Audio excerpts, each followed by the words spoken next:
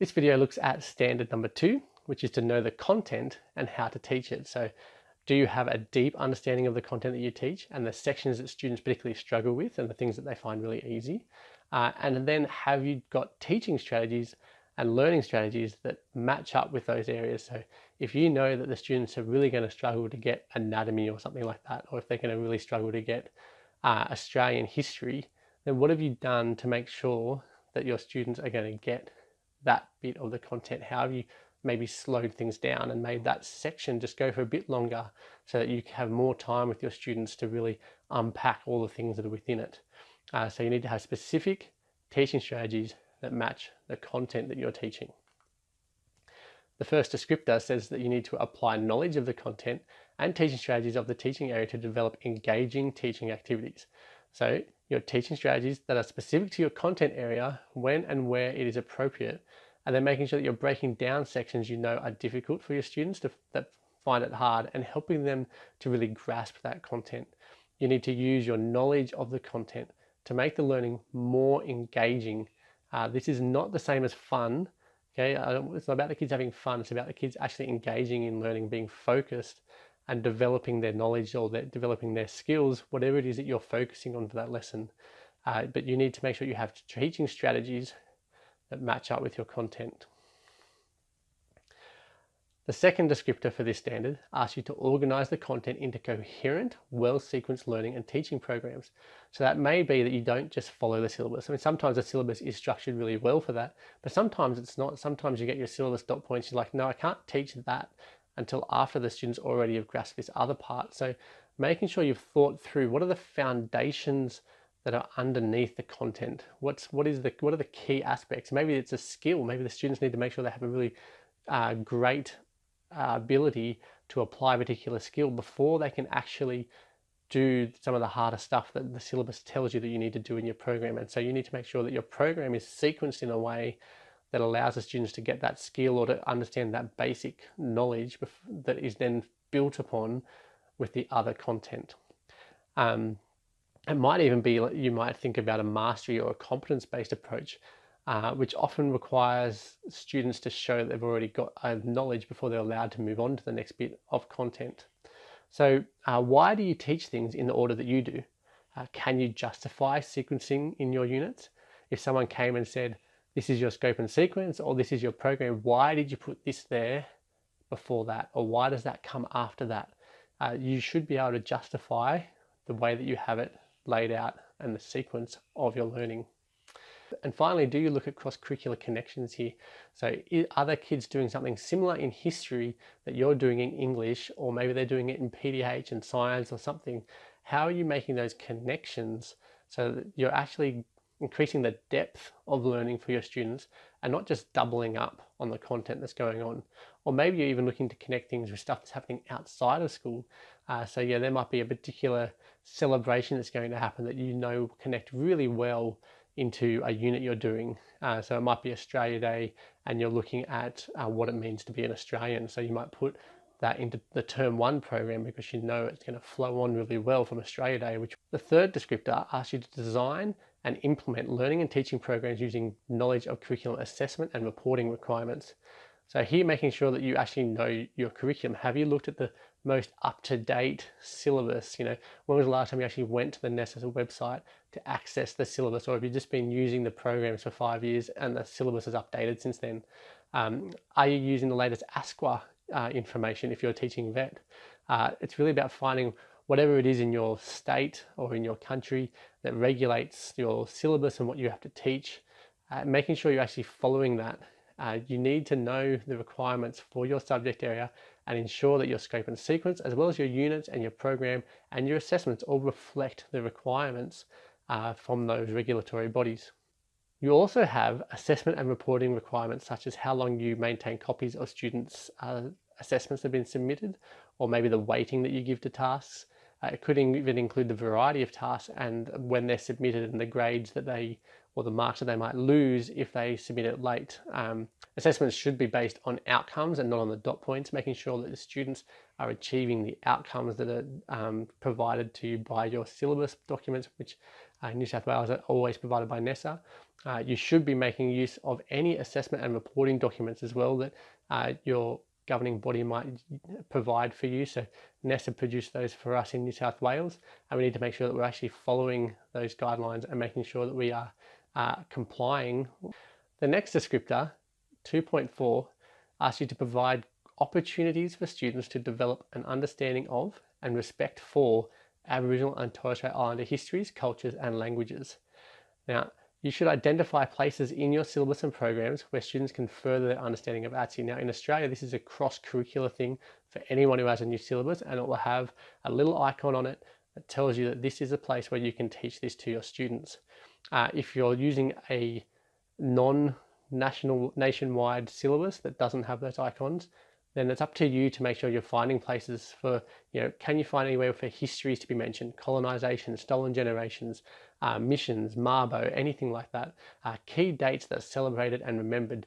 Do you look at NAIDOC Week? Do you look at Remembrance Day? Do you look at Reconciliation Day? Do you look at their cultures? What local country are you actually on? What connection do you know about to the land between your local community and the land around you? Do you know the stories of the communities, and do you know their games? Think of all the other things, the religious aspects, anything that goes into their culture. And then you're looking at languages. Make sure you understand the differences between the English that you or I might speak and the English and the Aboriginal English. So Aboriginal English have particular words that have different meanings that we may not pick up on.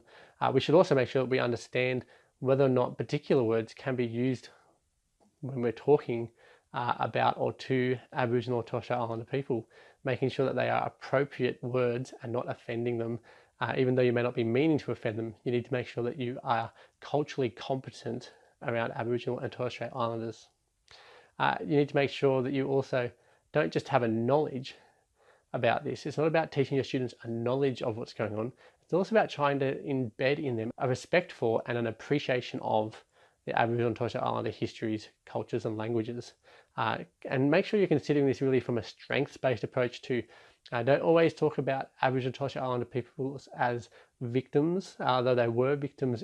Talk to people about their strengths. Talk to them about the key successes throughout history, the things that they have achieved, the people who are running great businesses, the people who have achieved great things in sports, whatever it happens to be. Make sure you're also doing some strengths-based stuff and not always focusing on the negative aspects. The fifth descriptor for the second standard asks you to apply knowledge and understanding of effective teaching strategies to support students' literacy and numeracy achievement. So I mentioned in standard number 1 that you should have some notes about your students, and I mentioned NAPLAN there. It particularly becomes important here. You should have a working knowledge of your students' NAPLAN results. Even if it was 1 year old, you should still know where they were, how they were progressing across a few years. You need to think about where their weaknesses are, where their strengths are, and then help them to develop that through your program. It's not really the English teacher's job. It is for all of us who teach any subject area. And I'm a PDH teacher, I'm a business services teacher.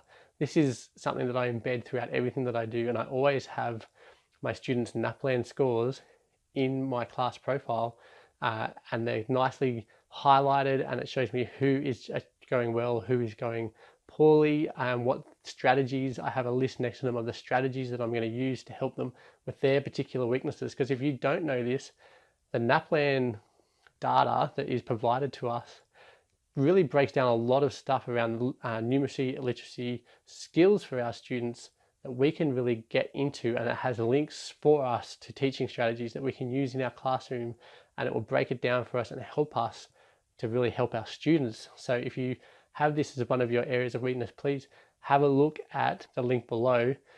It will give you access to a whole bunch of teaching strategies that relate and come straight out of the NAPLAN series.